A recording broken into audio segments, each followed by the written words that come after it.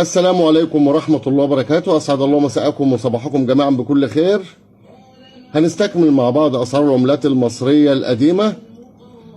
النهارده هنتكلم عن أشهر بارزة في تاريخ مصر، وهي ال10 قروش الورقية اللي تم طباعتها لقانون 50 سنة 1940.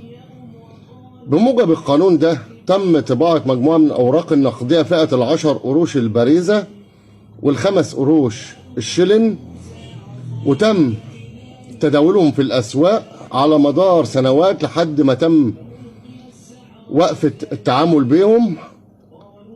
مرت البارزة بمراحل كتيرة جدا. مرحلة الدولة المصرية وهي الفترة الجمهورية، مرحلة جمهورية مصر ودي مش موجودة معايا لكنها مطلوبة، مرحلة الجمهورية العربية المتحدة سنة الوحدة بين مصر وسوريا اللي كانت بتتداول في مصر وفي سوريا في نفس الوقت، ومرحلة جمهورية مصر العربية اللي موجودة مع معظم الناس وبتتباع بالباكو.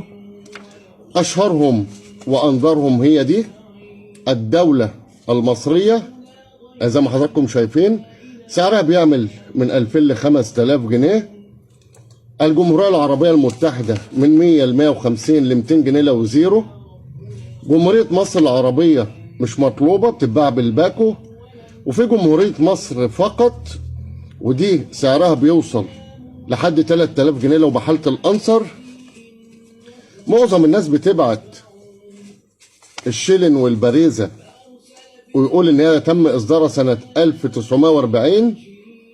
هي تم إصدارها لقانون 50 1940، لكن سنة الإصدار الحقيقة ما بتكتبش لا على البارزة ولا على الورق، كله صادر لقانون 50 1940.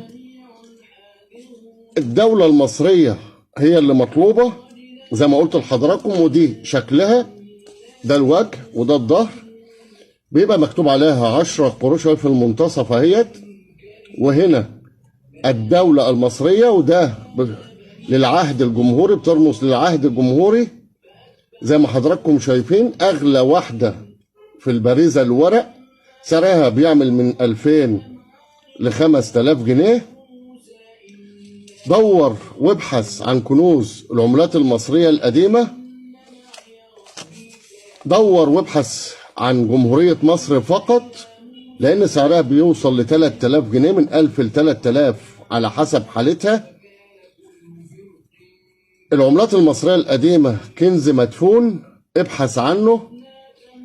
تابعني على التيك توك محمد حكيم، لايك ومتابعة واكسبلور.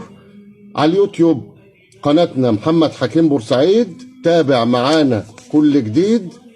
واشكر حضراتكم واشوفكم على خير، وكل سنة وانتم طيبين بمناسبة أعياد شم النسيم، والسلام عليكم ورحمة الله وبركاته.